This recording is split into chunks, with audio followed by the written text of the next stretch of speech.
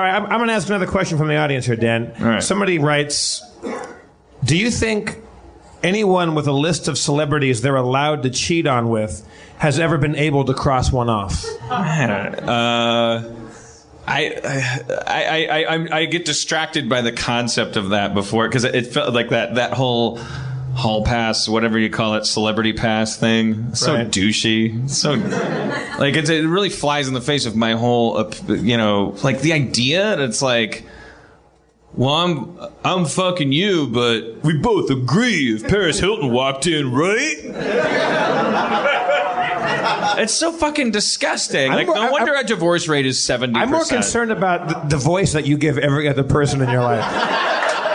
Shooting tab, bro. Everyone in the world is Sylvester Stallone. I don't know. They're all like, I perceive them as trying to, who came up with that? All right, how about this? Is there a scenario where your significant other cheats that you'd totally forgive them for? Does that scenario exist for you? Well, go big.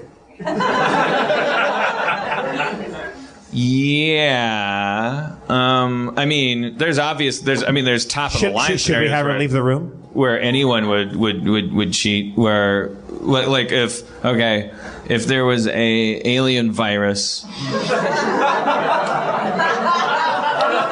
No, Dan. I said go big. There's an alien virus released on Earth, and then it dropped in these orbs that created big explosions. So there was chaos, and then the virus got aerosol misted into the air. So the primary effect is the destruction of our infrastructure. And then while that plunged us into chaos, which would separate me from my girlfriend, then the virus is released into the air, which threatens the survival of the human race. She meets a scientist, let's say played by Bill Pullman.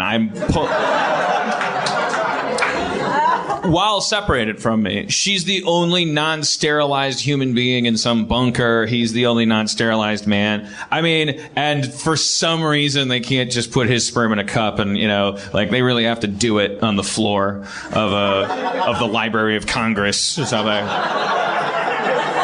Then the movie's over. We beat all the aliens, and I walk across the Salt Lake Flats toward her, and she's got a cigar in her mouth, and we did it. We saved the Earth. She goes like we did it. I'm like, oh my God, I'm alive. You're alive. Oh, and she whispers in my ear, I had to fuck Bill Pullman. And I go I would have too. I would be okay with that. But anything really smaller scale than that, I'd be like, whore. You belong to me. I think that you might just have enough pettiness in your body to still, 3 days later at Little Dom's having breakfast. She'd be this crepe's really good. Yeah? Does it remind you of Bill Pullman's dick? Is it better or worse? I'm making a scrapbook. Honey, we wouldn't have crepes anymore if I didn't fuck Bill Pullman. Yeah, no, I understood. I'm sure you hated it. He was pretty good. He was pretty good in bed. Thanks, baby. And then Paris Hilton walks in. And that's my celebrity pass. Which is the conceit of my new movie. Yeah, whatever, man. I don't know.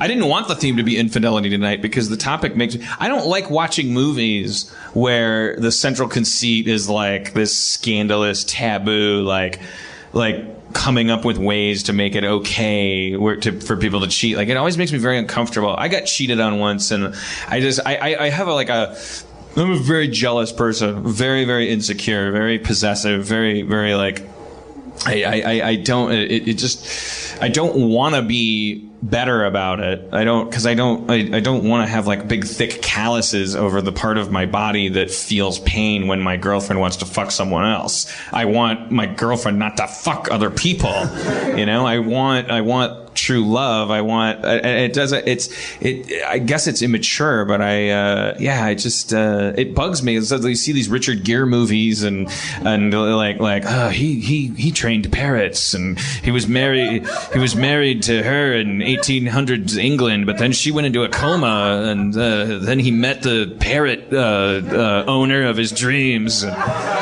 she's in a coma, so he couldn't like break up with her. He just had to fuck her on top of her, and it's like you're supposed to tune in. You're really just jacking off to a man and woman fucking on top of his wife. How come you don't write more features?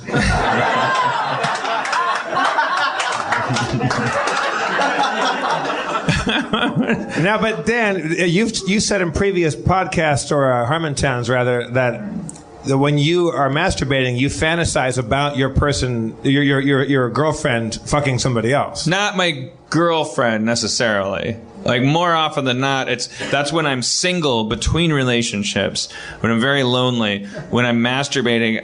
The fantasy that creeps into my head the most often is my ex-girlfriend fucking other people. But never your current girlfriend. What's up? But never your current girlfriend. Sometimes. Really? Sometimes my current girlfriend, but like not. That's more in sometimes.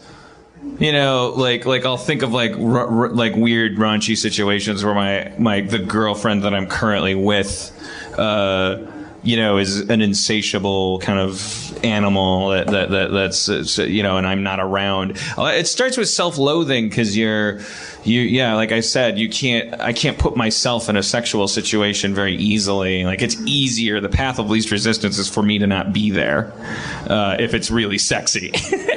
Because I look like Randy Quaid, and you don't cast him in 9.5 weeks. You put him in Vacation 3, and not even in the lead role. And that leads to like, well, if my girlfriend is fucking and I'm not there, then who's she fucking? And then you go, well, maybe the guy's fixing the roof. I don't know. So sometimes, but that's like 15-20%. Yeah.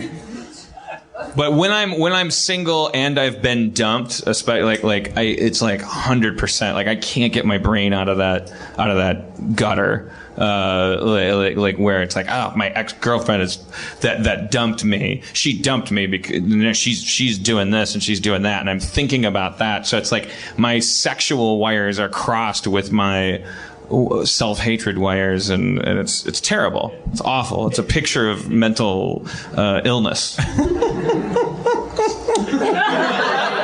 But saying it into a microphone makes it all better. Makes everything perfect. Nothing will ever go wrong now.